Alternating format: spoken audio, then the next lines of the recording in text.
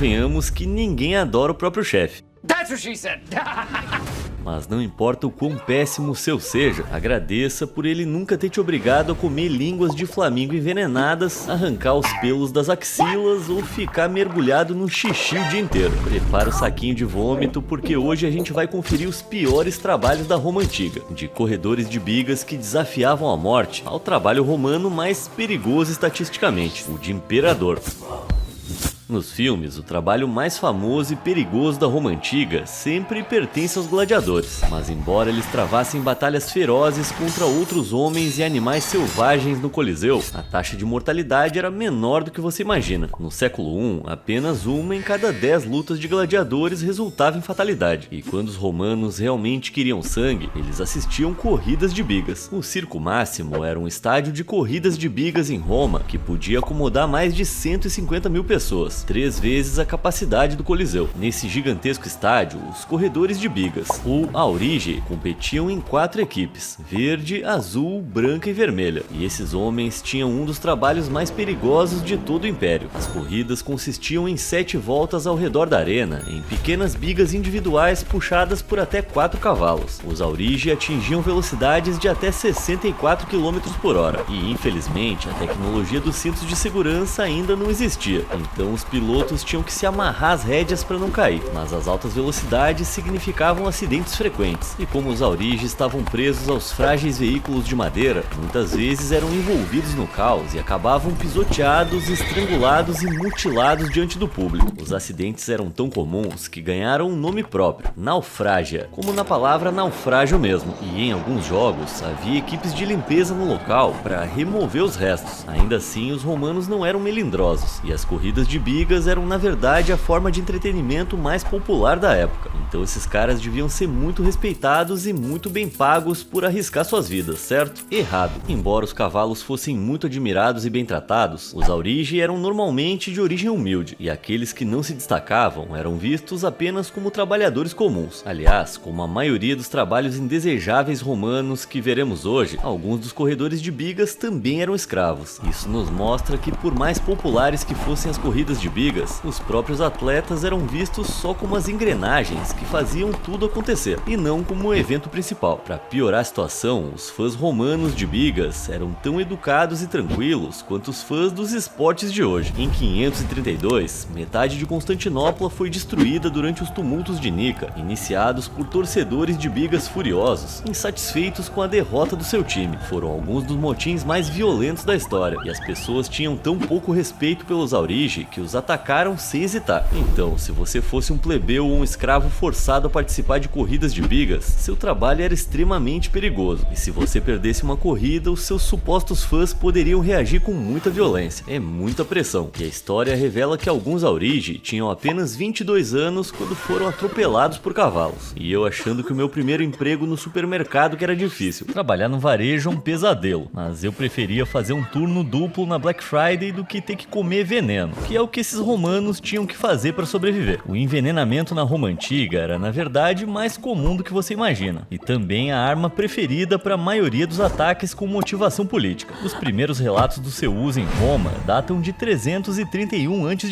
e milhares de pessoas foram condenadas à pena capital por envenenar outras ao longo da história do Império. Muitos imperadores romanos até tinham seus próprios envenenadores pessoais, como o infame Locusta, que foi contratado pelo imperador Nero para eliminar os seus inimigos. Era fácil de obter, fácil de esconder em uma refeição e incrivelmente difícil de identificar. Como você pode imaginar, os romanos ricos tinham muito medo de serem envenenados, o que levou à criação de uma nova e terrível profissão, a de provador de comida. Um provador era geralmente um escravo doméstico, cuja função era provar um pouco da refeição do seu patrão e esperar alguns minutos para ver se passava mal ou morria. Obviamente era um trabalho muito perigoso, mas por outro lado, pelo menos eles podiam experimentar iguarias romanas, como intestinos de peixe fermentados e línguas de flamingo cozidas, se bem que essa tá longe de ser a minha escolha para uma última refeição. Para piorar a situação, se um romano rico morresse inesperadamente ou em circunstâncias suspeitas, seu provador de comida se tornaria imediatamente o principal suspeito, já que seria a única pessoa capaz de envenená-lo. Por exemplo, após a morte súbita do imperador Cláudio aos 63 anos, por razões desconhecidas, seu provador Aloto foi inicialmente culpado e houve protestos públicos exigindo sua execução. Parece bem injusto, mas curiosamente, quando Cláudio foi sucedido por Nero, o novo imperador poupou Aloto imediatamente. E sim, esse é o mesmo Nero de antes, aquele que adorava usar o seu fabricante de venenos Locusta para eliminar os inimigos. Sabe de uma coisa? Isso tá cheirando muito mal, e talvez nesse caso o provador de comida realmente tenha se juntado a Nero e Locusta para se vingar do seu chefe, e eu não culpo esse cara. E falando em coisas que cheiram mal, esse próximo trabalho é realmente horrível, mas para entender completamente o quão terrível era, primeiro precisamos falar um pouco sobre os banheiros antigos. À medida que Roma começou a experimentar a expansão urbana, por volta do século I a.C., os banhos públicos e os banheiros se tornaram cada vez maiores, mais complexos e socialmente importantes. Essa última parte pode soar um pouco estranha, mas na Roma antiga, os banheiros públicos, ou foricae, não eram nada parecido com os de hoje. Eles não tinham nenhuma privacidade, e em vez de cabines, os banheiros eram essencialmente longos bancos com vários assentos, onde até 50 pessoas podiam defecar juntas ao longo de uma única coluna. Assim, os foricae se tornavam lugares onde você podia sentar e conversar com os outros cidadãos sobre qualquer fofoca enquanto todos defecavam as suas línguas de flamingo. A nudez parcial e o odor constante eram algo que os romanos simplesmente aceitavam no local, mas uma pessoa que não conseguia ignorar o fedor era o pobre e infeliz latrinário, o encarregado de limpar e administrar as foricae. Em primeiro lugar, o seu trabalho era esfregar cada latrina individualmente, uma tarefa repugnante com um fluxo de trabalho interminável, sem trocadilhos. A segunda parte do seu trabalho era atuar como fiscalizador de etiqueta social, um segurança de banheiro que tinha que lidar com frequentadores bêbados, irritados e barulhentos das foricae. Era um trabalho importante, mas como tinham que lidar com fluidos corporais diariamente, eram pessoas altamente marginalizadas na sociedade romana. Portanto, o papel era normalmente dado a trabalhadores de classe baixa ou escravos, que eram frequentemente maltratados e abusados pelos usuários. Mas espera aí que piora. Dá uma olhada nesse antigo instrumento de higiene, que é essencialmente um bastão com trapos ou uma esponja na ponta. E eu entendo se você achou que isso é uma escova de vaso sanitário da Roma antiga, mas o tersorium era na verdade uma ferramenta comunitária usada para limpar o traseiro. Então os antigos romanos nas fóricas sentavam, pegavam uma dessas e giravam nas suas partes íntimas, e depois passavam para o colega ao lado usar. Além de outras funções, era trabalho do pobre latrinário coletar e manusear esses bastões de cocô, e eles tinham que limpá-los à mão para que pudessem ser reutilizados pelos clientes.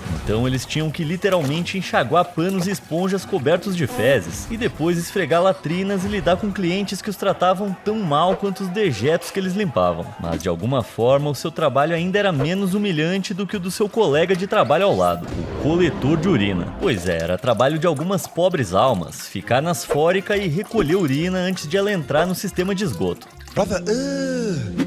Mas por que eles tinham que fazer isso? Bom, a urina era meio como ketchup para os romanos. Eles usavam para tudo. Eles acreditavam que tivesse vários benefícios medicinais, e alguns a usavam para desinfetar feridas, tratar acne e aliviar dores de garganta. Também era usada como agente de limpeza nas ruas da cidade, e havia até quem fizesse gargarejo com ela para clarear os dentes. Na verdade, se você viajasse no tempo para Roma antiga, acho que o maior choque cultural ia ser a quantidade de urina em tudo e o mau hálito de todo mundo. Embora essas práticas fossem repugnantes, há evidências científicas que as comprovam. A urina contém amônia, que possui propriedades branqueadoras e é ótima para remover sujeira e gordura. Aliás, muitos produtos de limpeza que usamos hoje em dia ainda contêm hidróxido de amônia, mas esses produtos químicos modernos geralmente contêm no máximo 5 a 10% de amônia, e os fabricantes a obtêm do solo, e não da urina bruta não tratada. Então, embora a urina possa clarear os dentes e ajudar a remover a sujeira das ruas, ela ela também tem uma grande quantidade de bactérias, ou seja, na verdade não torna nada mais limpo. Mesmo assim, os romanos não sabiam disso, e o produto era tão procurado que existiam mercados inteiros de urina vendendo a substância em barris, sendo o trabalho de comerciantes de urina gerenciar esse comércio. Eles coletavam a urina de fóricas e de jarros colocados na rua para que os pedestres urinassem. Mas, como você pode imaginar, coletar baldes de urina o dia todo e depois ir ao mercado de urina não era um trabalho glamuroso, era sujo e nojento, e transportar grandes quantidades de urina era fisicamente desgastante. Então, como você pode imaginar, o comerciante de urina era amplamente desprezado pela maioria dos romanos. Mas quem são eles para julgar, né? A mesma gente que fazia gargarejo com urina para manter os dentes brancos e comprava essa coisa em galões. Por que não economizar esse dinheiro e se virar com os próprios suprimentos? Se tinha uma pessoa que até os comerciantes de urina desprezavam, era o cara que cobrava impostos sobre a urina. Como já vimos, a urina era um comércio bem lucrativo, e era só questão de tempo até que o governo quisesse uma fatia desse bolo amarelo.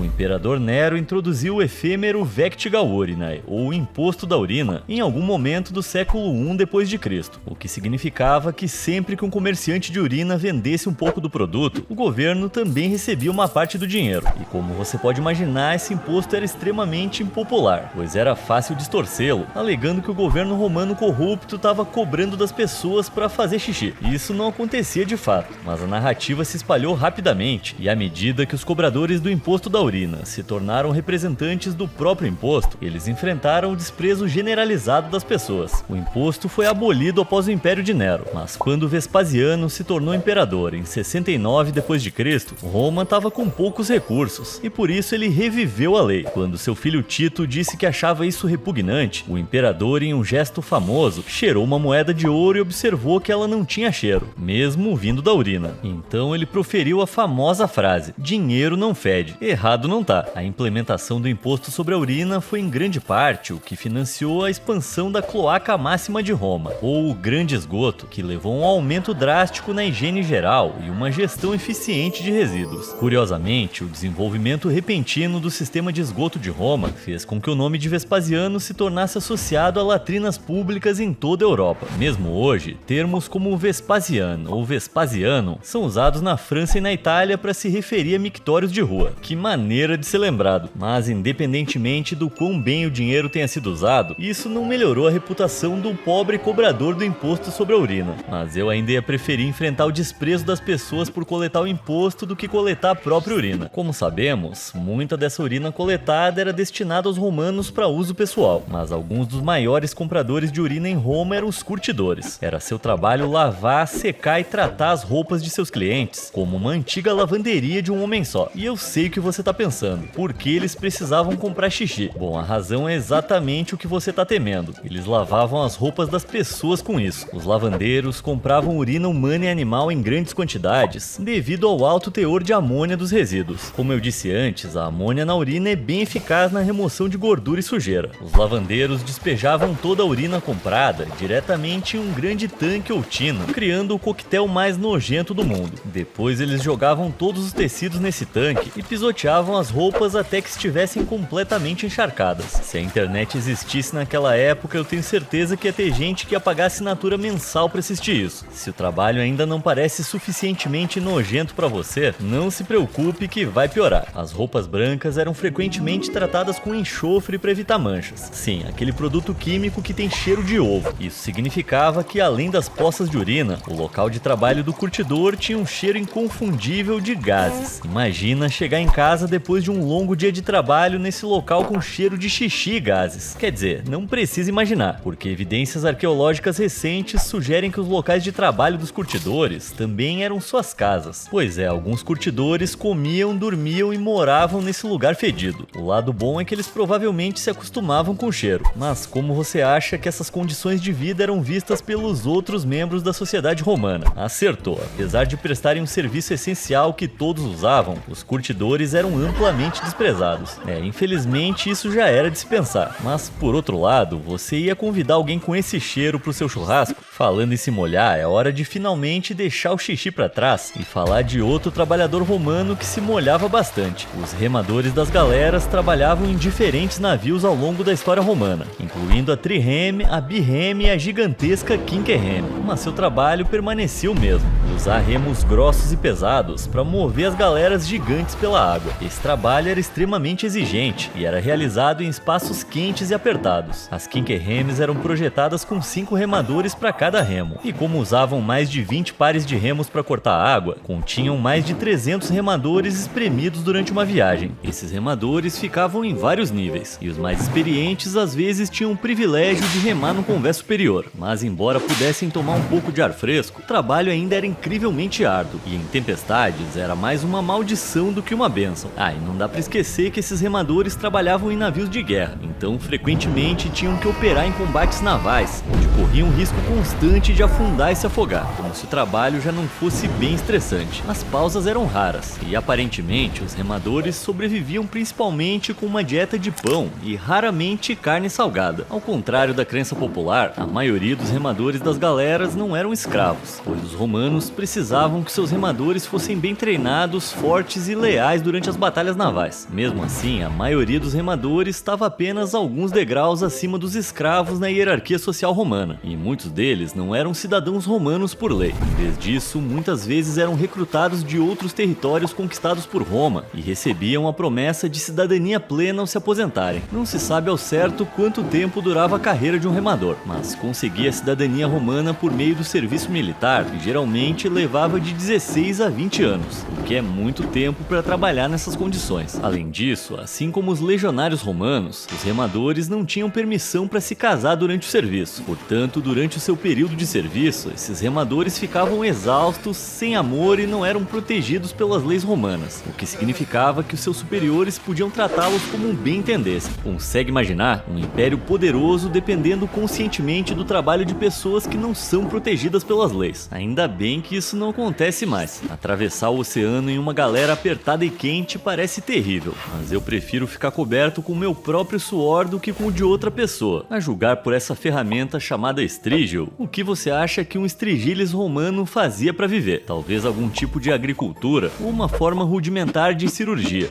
Nada disso. Se você disse, eles costumavam raspar o suor e o óleo nojentos das costas dos clientes, então parabéns. Aliás, como é que você adivinhou isso? Estrigilis raspava suas hastes nas costas e membros de pessoas fedorentas para limpá-las. Era uma espécie de rodo antigo. Esfregar uma pessoa como se fosse uma janela é algo bem nojento, mas em defesa dos romanos, essa era uma forma comum de se limpar antes da introdução de sabonetes à base de gordura. E outras sociedades antigas também usavam estrigilis. Basta olhar para essa antiga estátua grega de um atleta esfregando as costas. E aí, cadê o seu estrigilis, ô perdedor? Bom, os estrigilis eram normalmente projetados para serem usados em si mesmo, mas os ricos e a elite de Roma eram preguiçosos demais para esfregar os próprios corpos. E era aí que entrava o estrigilis. Antes de começar a raspagem, ele massageava óleos em seus clientes, que essencialmente retinham a sujeira e o resíduo da pele, tornando a raspagem mais eficaz. Eles eram encarregados de limpar todo tipo de pessoas ricas, mas eram mais famosos por serem os principais limpadores dos gladiadores. Na Roma antiga, a limpeza era um símbolo de refinamento e civilidade, e mesmo os guerreiros mais rudes e violentos não queriam ser vistos como sujos. Como resultado, as estrelas mais populares às vezes tinham seu próprio estrigil, especialmente decorado, que o seu estrigilis pessoal usava para limpá-los após as batalhas. Como você pode imaginar, depois de lutar na arena, os gladiadores ficavam imundos, então o estrigilis tinha que raspar suor, sujeira, sangue e víscera dos seus patrões. Evidências sugerem que essa prática era vista como algo ritualístico, uma espécie de limpeza corporal após uma batalha violenta. Mas é importante lembrar que mesmo que você fosse o estrigilis pessoal de um gladiador, o trabalho não era nada glamuroso. O papel era frequentemente dado a escravos, e trabalhar com fluidos corporais fazia com que as pessoas o considerassem um indivíduo sujo, automaticamente colocado nos degraus mais baixos da sociedade. Totalmente injusto. Cadê aquele papo de uma mão lava a outra? Mas pelo menos o estrigilis não tinha que sofrer sozinho, já que eles não eram as únicas pessoas encarregadas de manter a higiene da elite de maneiras horríveis. Os romanos não queriam apenas ficar limpos, eles queriam ser lisos, e havia uma profissão inteira dedicada a depilar os pelos corporais. O alipilo trabalhava na casa de banhos e usava pinças e cremes para remover pelos indesejados das axilas e da parte inferior do corpo de homens e mulheres. Chegar perto de todo aquele odor corporal antigo é nojento, e você pode estar se perguntando por que os romanos se importavam tanto com pelos corporais. Bom, a resposta, mais uma vez, se resume a padrões de higiene e normas culturais. Na Roma antiga, a ausência de pelos era vista como um sinal de refinamento e civilidade, já que antes da era dos barbeadores elétricos, remover os pelos do corpo exigia tempo e dinheiro, o que diferenciava você de um plebeu peludo ou de um bárbaro. Claro, falou a galera que fazia gargarejo com urina. Enfim, ter axila sem pelos estava muito na moda, e também era uma forma de combater o mau cheiro corporal, já que o suor gruda nos pelos e faz com que o odor desagradável o acompanhe por aí. Isso significa que a clientela típica do alipilo não era apenas fedorenta, mas também rica e muito exigente, o que tornava o trabalho bem estressante. Remover os pelos de forma rápida e indolor era o objetivo principal, e você estava apostando a sua reputação em cada pelo arrancado.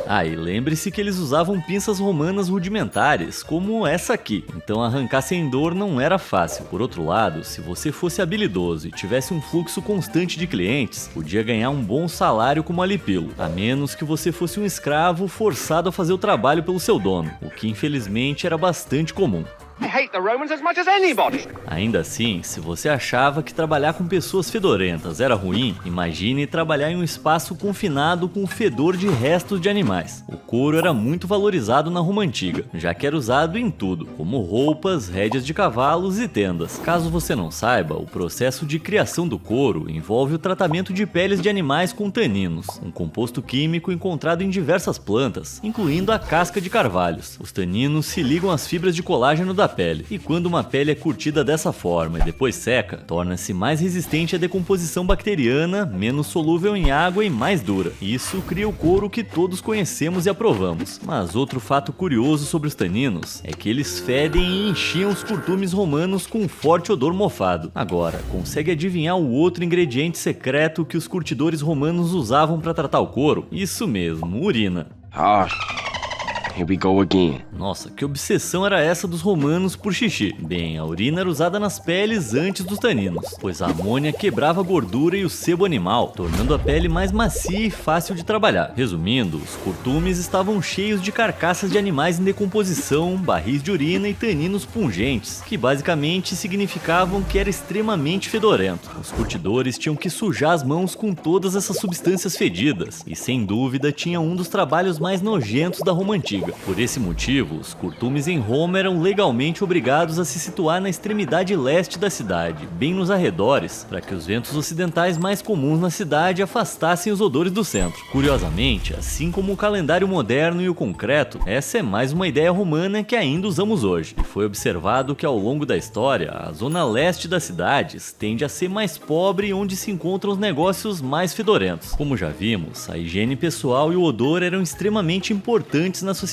romana. Isso significava que, embora todos precisassem de couro, os curtidores eram empurrados para as periferias das cidades do Império e marginalizados por serem fedorentos e sujos. Além do estigma social, os curtidores também costumavam trabalhar com poluentes e água parada, o que em algum momento na vida levava a problemas pulmonares e de pele. Além disso, evidências arqueológicas recuperadas de uma necrópole perto de um curtume romano também mostram que os trabalhadores apresentavam sinais de trauma, indicativos de trabalho pesado e extenuante, ou seja, o trabalho arruinava sua postura, seus pulmões e sua posição social, mas pelo menos você tinha quanto couro quisesse. Isso pode parecer um prêmio de consolação terrível, mas outros trabalhos romanos não tinham nenhuma vantagem, e um dos trabalhos mais miseráveis e abusivos de toda a existência humana pertencia aos operári de Roma, ou mineradores. Os romanos adoravam vários tipos de metais, do ouro em suas joias ao chumbo em suas moedas, cachimbos e copos. Então eles estabeleceram minas por todos os seus territórios, da Tunísia à Britânia. Elas eram muito importantes para o Império, mas as condições para os mineradores eram notoriamente terríveis, começando com o fato de que ninguém se oferecia para trabalhar em minas. Então, todos os mineradores eram escravos ou criminosos que foram condenados ao trabalho como punição. Isso significava que os mineradores não tinham direitos, o que permitia aos romanos submetê-los a condições de trabalho horríveis. Eles mineravam em túneis quase completamente escuros, cercados por rochas irregulares e precipícios sem sinalização em cavernas profundas. Embora tivessem lâmpadas, elas eram rudimentares, frágeis e alimentadas com óleo, o que as tornava um risco constante de incêndio. A falta de direitos para mineradores também permitiu que os romanos experimentassem métodos de mineração incrivelmente perigosos, como o uso de fogo, que consistia em aquecer rapidamente as rochas antes de deixá-las esfriar. Isso causava o aparecimento de fraturas na rocha, facilitando a escavação, mas os mineradores tinham que acender o fogo em túneis fechados, sem nenhum equipamento de proteção. Então, muitas vezes, acabavam com queimaduras terríveis, e a fumaça resultante sufocava regularmente todos os mineradores nas proximidades. No entanto, métodos como esse eram necessários, já que as ferramentas fornecidas a eles eram frequentemente rudimentares e propensas a quebrar, o que tornaria o trabalho quase impossível se a rocha não fosse enfraquecida antes. Mas o fogo não era o único perigo, e os mineradores muitas vezes tinham que lutar contra inundações. As minas eram mal equipadas para lidar com rajadas repentinas de chuva e se afogar tragicamente em uma mistura salobra de água e lama no fundo de um poço de mina era um destino bem comum. Estimativas sugerem que 12% dos operários de Roma morriam anualmente, e tendo isso em mente, eu acho prudente mencionar que sim, Roma empregava crianças mineradoras. Isso é tão errado que eu nem vou fazer piada com o fato de serem crianças. Como eu disse antes, os mineradores também eram encarregados de extrair substâncias perigosas, como o chumbo, que é um metal neurotóxico, e o amianto, que é um mineral natural resistente ao calor. Hoje sabemos que a exposição ao chumbo pode causar coma, convulsões e morte, e que as fibras de amianto se acumulam nos pulmões e causam câncer. Mas os romanos não faziam ideia de que essas substâncias eram tão mortais. Então, tanto mineradores adultos quanto crianças as extraíam com suas picaretas, com essa exposição podendo levar a doenças fatais. Apesar de lidar com incêndios, inundações e toxinas, os mineradores não podiam descansar um minuto sequer. Eles seriam espancados se diminuíssem o ritmo, e qualquer um considerado fraco demais ou improdutivo poderia ser transferido para lutar na arena de gladiadores, onde quase certamente seria tratado como um bucha de canhão. Tudo isso fazia da condenação às minas um dos piores destinos na Roma Antiga, e o erudito romano Diodoro Sículo escreveu de forma memorável que para os mineradores o futuro será sempre mais terrível que o presente, e portanto eles veem a morte como algo mais desejável do que a vida. Caramba, essa doeu. Bem, embora a mineração pudesse ser o pior trabalho para um romano, havia um cargo no império que era ainda mais perigoso, o de imperador. Tá, eu sei que você tá pensando, como é que esse poderia ser um trabalho ruim? Eles não passavam o dia comendo uvas e dando ordens? Bom, embora o imenso poder do cargo fosse incrível, ele também vinha com muito risco. Entre 31 e 476 a.C., o Império Romano teve cerca de 70 a 77 imperadores legítimos, dependendo do historiador consultado. E, incrivelmente, 33 deles foram depostos de maneira violenta, se é que você me entende. Para colocar isso em perspectiva, de acordo com o Departamento do Trabalho dos Estados Unidos, a profissão mais perigosa do país é a de madeireiro, que tem uma taxa de mortalidade no trabalho de 97,6 a cada 100 mil trabalhadores. Isso significa que você tem cerca de 0,97% de chance de morrer no trabalho. Em contraste, se você fosse um imperador romano, teria 47% de chance de ser eliminado por rivais políticos.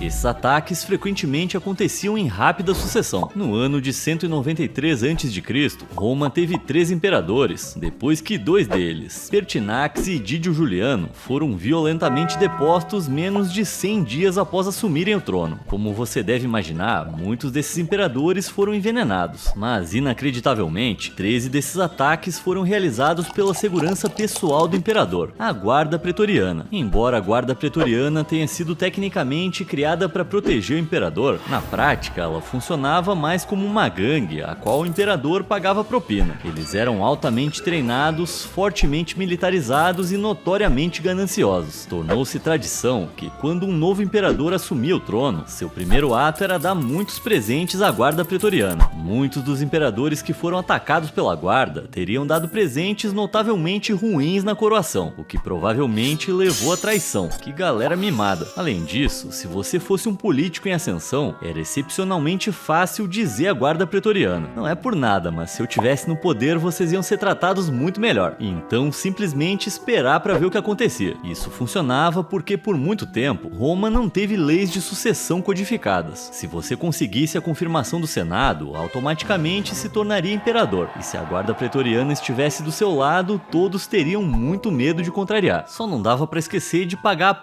o salário deles.